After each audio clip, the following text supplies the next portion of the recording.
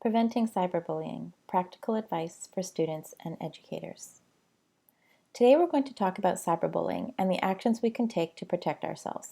It is important that we be proactive, that we empower our students and ourselves so that our online activities can be approached in a positive way with confidence. So here are 10 easy and practical actions from the Marbella Family Fund website that you and your students can take to protect yourselves from cyberbullying. Number 1. Never post personal information online. Information such as your address, phone number, school, or a sports team should be kept private.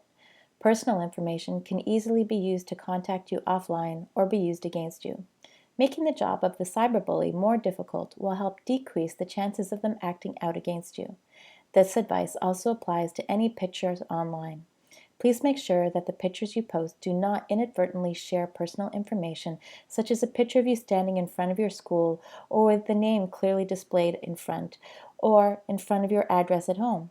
A good digital citizen will also make efforts to protect other people's information, so be mindful of any information that you post about others.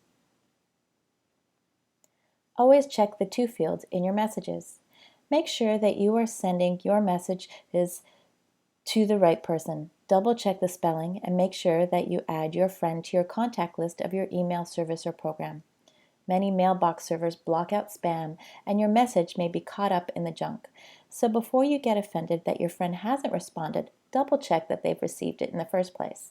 Also, check that your friend's email address is personal. Many families share the same email address, so it may be embarrassing if your friend's mother or older sibling read a private message you intended for your friend's eyes only. Remember to reread your message before sending. Number 3. Do not believe everything you read. Just because someone posts online that they are 13 years old doesn't mean they actually are, or that a girl is really a girl or a child is really a child. The problem with the internet is that anyone can hide behind a computer, so you can never be sure who you are communicating with, or for that matter, if the information you are reading is correct. Always take the time to stop, think, and check. Number 4. Do not respond with anger. Think before you send a message. It is best to step away from the computer and cool down. Spontaneous and emotional messages can turn out to be offensive and hurtful. More times than not, you will regret an angry message you may have sent. Sending angry messages which threaten or harass another makes you a cyberbully. If you are sent a hateful message from a cyberbully, resist the urge to respond. A reaction is exactly what a cyberbully is looking for.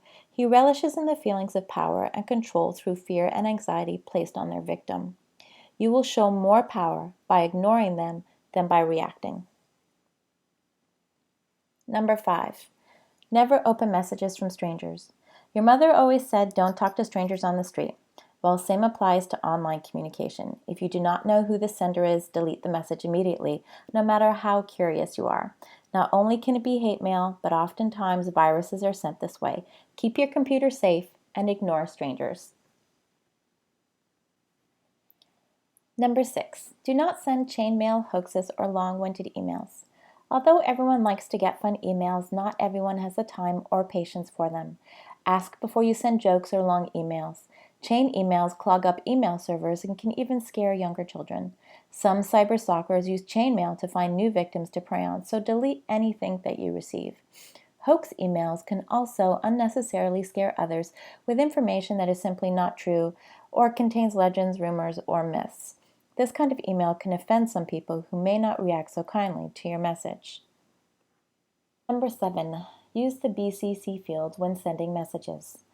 If you decide to forward a message to more than one friend, use the BCC blind copy to list your email recipients.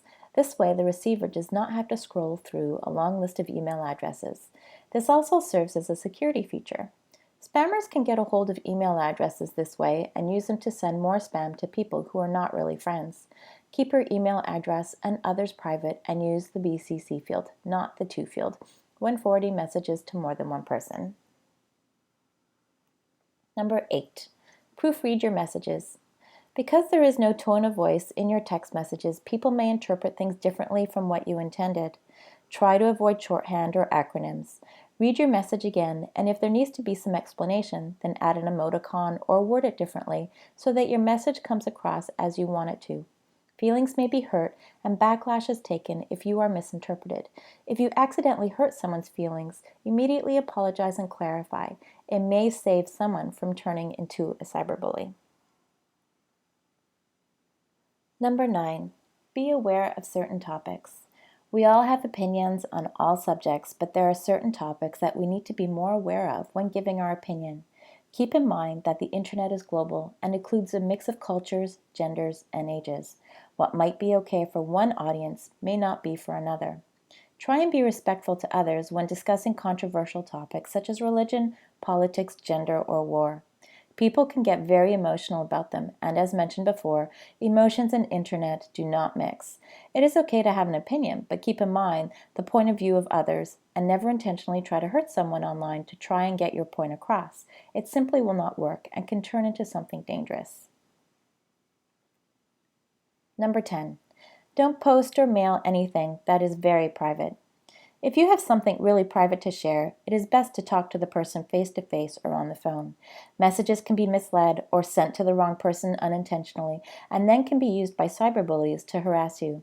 If you are not willing for others to see it or read it, then don't post it. Courts allow others to read your emails under special circumstances, and recruiters often Google their applicants to see what kind of person they may hire.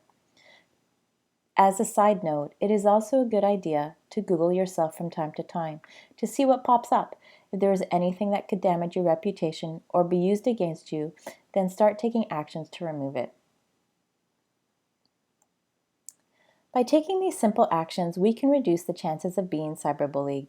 By being proactive, respecting others, and keeping personal information private, we can all make the internet a safer and positive experience for everyone.